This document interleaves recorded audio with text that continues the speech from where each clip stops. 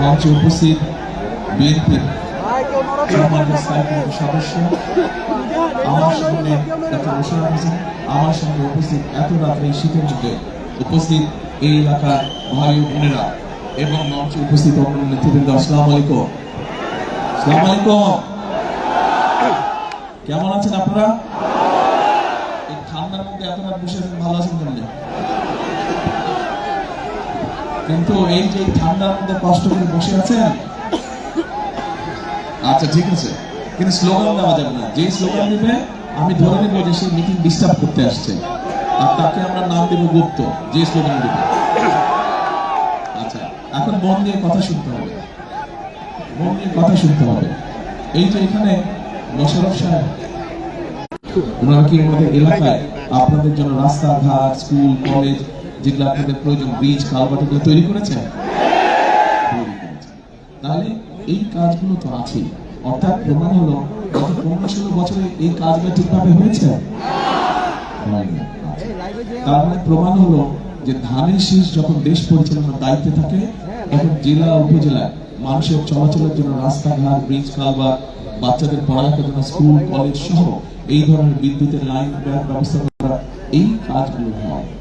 এখন প্রিয় ভাই বোনেরা, এখানে মা কিছু চিন্তা ভাবনা আছে। চিন্তা ভাবনাটা হচ্ছে এই দেশের গ্রামে গঞ্জে শহরে বিশেষ করে খেতে খাওয়া মানুষ যারা, তাদের পরিবারের জন্য, বিশেষ করে তাদের পরিবারে যে গৃহিণী আছে, মা বোনেরা আছে যারা সংসার চালান, তাদের জন্য আমরা একটি নতুন ব্যবস্থা তৈরি করতে চাই। কি সেই ব্যবস্থা? সেই ব্যবস্থাটার নাম আমরা দিয়েছি ফ্যামিলি কার্ড। আপনারা কি শুনেছেন এই ফ্যামিলি কার্ডের কথা? তো সেই ফ্যামিলি কার্ডের মাধ্যমে আমরা খেতে খাওয়া মানুষের পরিবারগুলোকে সেটা দিতে সারা মাসের টাকা, কিন্তু আপনাকে অন্তত মাসে যদি 4টা সপ্তাহ হয়, মাসে তো 4টা সপ্তাহ নাকি, এই 4টা সপ্তাহের মধ্যে 1 সপ্তাহ 5-7 দিনের জন্য আপনার প্রয়োজনীয় যে খাদ্যশস্য বা প্রয়োজনীয় যে অর্থ প্রয়োজনে সেটি আমরা দিতে যাচ্ছি। এবং এই কার্ডটি আমরা দেব ভাইদেরকে, এই কার্ডটি আমরা দেব মায়েদেরকে, এই কার্ডটি আমরা দেব গৃহিণীদেরকে, তাদের কাছে দিতে চাই। কারণ ঘরের সংসারটা চালায় কে? মা বোনাই তো সংসার চালায়। কাজে আমরা যদি তাদেরকে সহযোগিতা করতে পারি, তাহলে আস্তে আস্তে আমাদের লক্ষ্য হচ্ছে ধীরে ধীরে আমরা এই দেশের মা বোনদেরকে অর্থনৈতিকভাবে স্বাবলম্বী গড়ে তুলতে চাই। 1991 থেকে 96 এবং আবার 2001 সালে যখন খালেদা জিয়া দেশ পরিচালনা করেছিলেন, তখন কিন্তু উনি মেয়েদের শিক্ষা ব্যবস্থা ফ্রি করে দিয়েছিলেন ক্লাস 1 থেকে ইন্টারমিডিয়েট পর্যন্ত। এটা তো জানেন আপনারা, মা বোন থেকে জানেন। গত 20 বছরে আমাদের অনেক মেয়েরা, অনেক মারা, অনেক বোনেরা শিক্ষিত হয়েছে। আমরা চাই এখন এই মা বোনদেরকে, এই মেয়েদেরকে আমরা চাই অর্থনৈতিকভাবে স্বাবলম্বী করে তুলতে।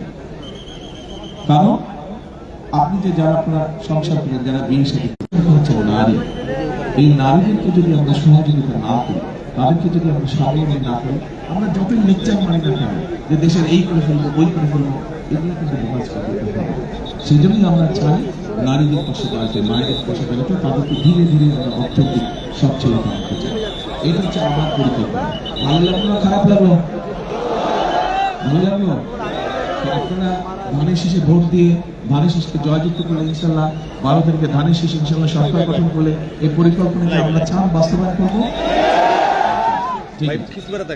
এখন আসেন আরেকটা পরিকল্পনার কথা বলি। আমি এর আগে যে মিটিংয়ে ছিলাম সেখানে আমার হিসাব ভাই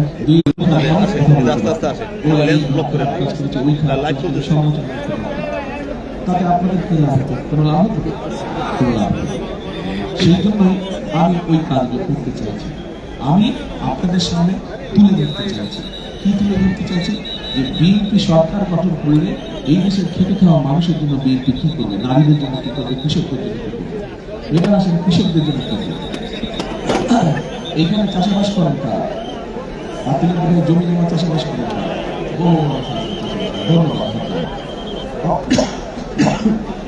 হয়তো এখানে অনেক মানুষ উপস্থিত আছে যারা শহীদ দিয়ার সময় দেখেছেন যে বহু খাল খনন করা হয়েছে। আজকে বিভিন্ন জায়গায় খাল নদীগুলো বন্ধ হয়ে গেছে, বন্ধ হয়ে গিয়েছে না? বন্ধ হয়ে যাওয়ার ফলে যেখানে আগে পানি পথে যাওয়া আসা করা যেত, সেটা যাওয়া আসা করা যাচ্ছে না।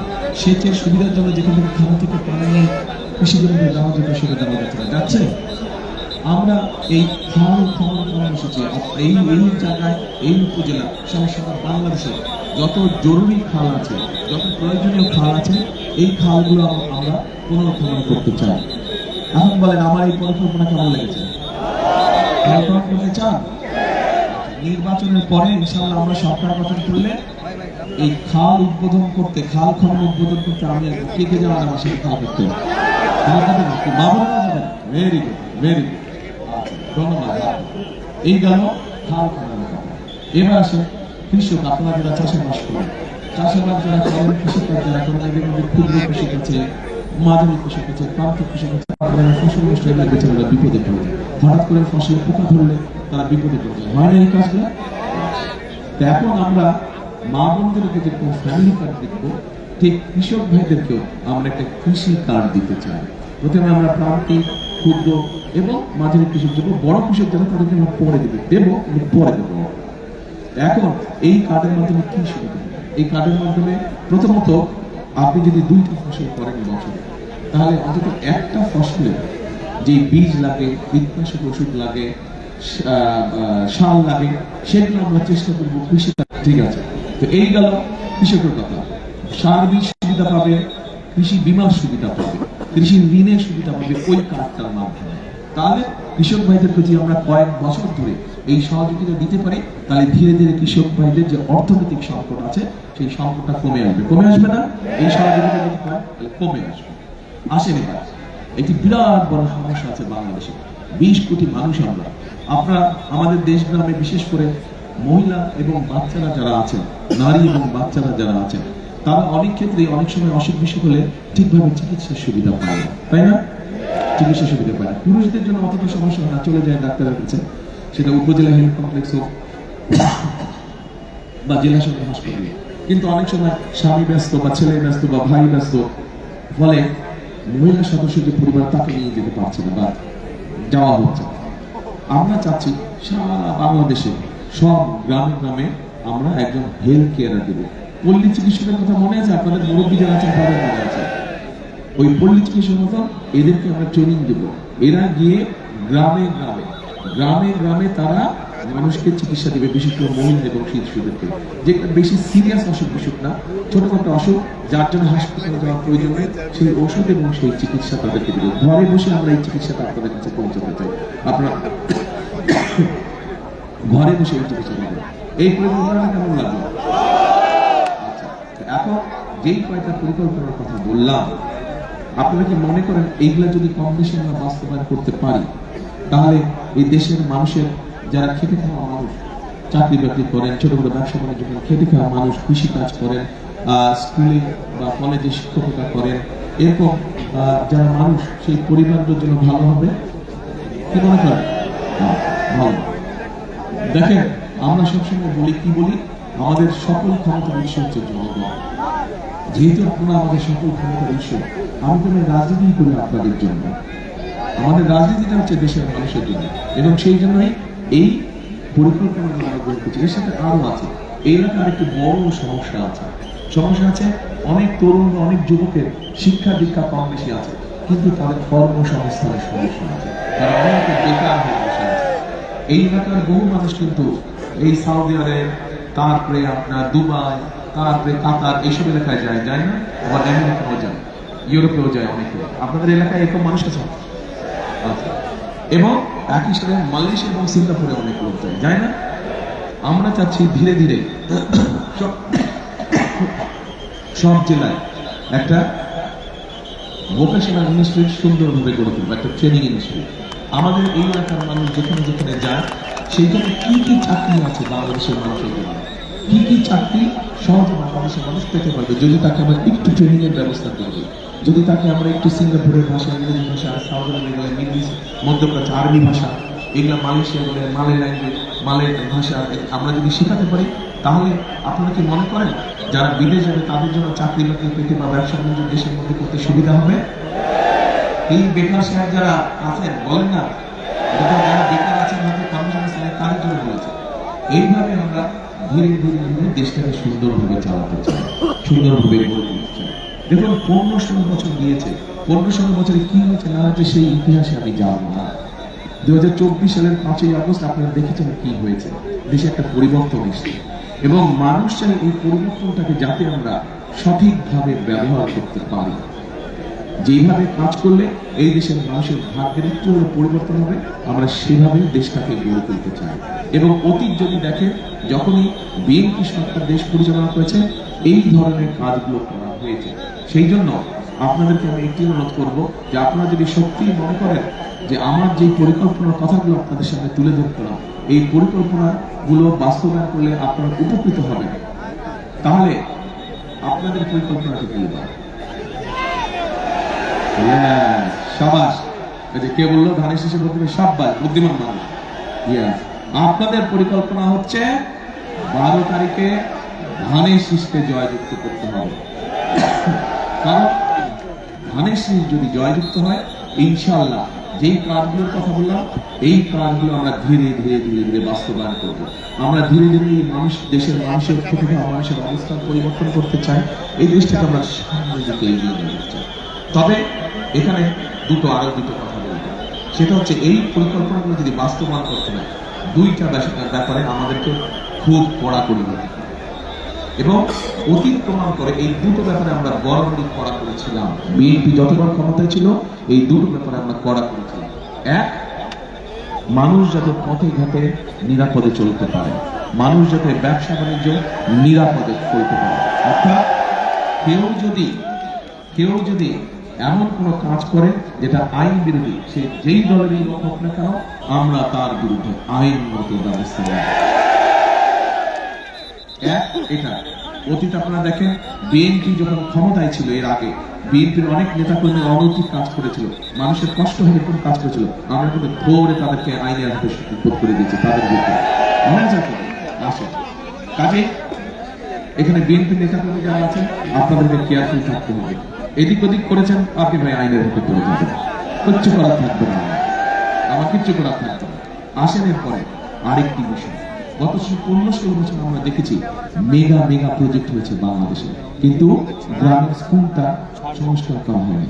মেগা প্রজেক্ট হয়েছে কিন্তু উপজেলা বা গ্রামের রাস্তাঘাট, ব্রিজ কালভার্ট ভেঙে গেছে, নষ্ট হয়ে গেছে, সেগুলোকে সঠিকভাবে রিপেয়ার করা হয়। উপজেলা হেলথ কমপ্লেক্সে ঠিকভাবে ডাক্তার নেই, কলেজ স্কুলগুলোতে ঠিকভাবে শিক্ষক নেই। এগুলা হয়েছে না এই জিনিসগুলা, এগুলা সব হচ্ছে এক ধরনের দুর্নীতি। আমরা যে কোনো ভাবে অতীত প্রমাণ করে যে এই দেশের দুর্নীতি যদি কেউ লাগাম টেনে ধরতে পারে, সেটা একমাত্র খালেদা জিয়ার সরকার পেরেছিল, বিএনপি সরকার পেরেছিল, শহীদদের সরকার। কাজে আমাদের আরেকটি লক্ষ্য থাকবে, যে কোনো মূল্যে দুর্নীতির লাগাম টেনে ধরতে হবে। আমরা যদি আইন শৃঙ্খলা ঠিক না রাখি, আমরা যদি দুর্নীতিকে লাগাম চেপে না ধরি, তাহলে যতই আমরা পরিকল্পনা করি সেগুলা মানুষের কাজে লাগবে না। যদি মানুষকে উপকৃত করতে হয়, মানুষের কাজে এই পরিকল্পনাগুলো বাস্তবায়ন করতে হয়, আইন শৃঙ্খলা এবং দুর্নীতি, এটাকে আমরা কোনো ছাড় দিব না। আপনাদের সমর্থন আছে তো? এখন আমার পরিকল্পনার কথা শেষ, আপনাদেরকে আবার আমি জিজ্ঞেস করতে চাই, আপনাদের পরিকল্পনা কি? এই যে আপনার 12 তারিখে ধানের শীষকে নির্বাচিত করবেন ইনশাআল্লাহ, কিন্তু 1 মিনিট মিস্টার গুপ্ত বসতে হবে, মিটিং ডিস্টার্ব করছেন। 1 মিনিট, এই যে গুপ্ত বসতে হবে। আচ্ছা, এখন শুধু 12 তারিখে ধানের শীষ সিল মানলেই হবে না, সাথে আরো কাজ আছে, কিন্তু সাথে পরিকল্পনা ABCD 1 2 3 4 পরিকল্পনার মধ্যে থাকতে হবে। আমি যখন পরিকল্পনা করেছি আপনাদেরকে ওই দিন মা বোন সহ সকলকে, আপনাদেরকে মুসলমান হোক অথবা মুসলমান ছাড়া অন্য ধর্মের মানুষ যারা আছেন, তাদেরকে ভোর বেলায় উঠতে হবে।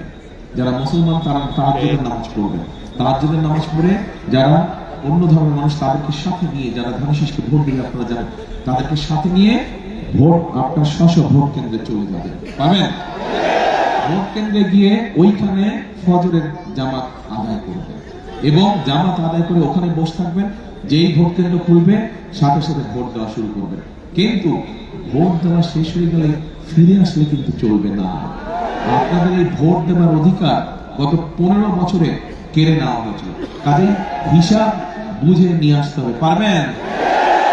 এই কাজটা করতে হবে। তাহলে রাত হয়ে গেছে অনেক, আমার আরেকটা মিটিং আছে, ওখানেও মানুষ কষ্ট করছে এই শীতের মধ্যে।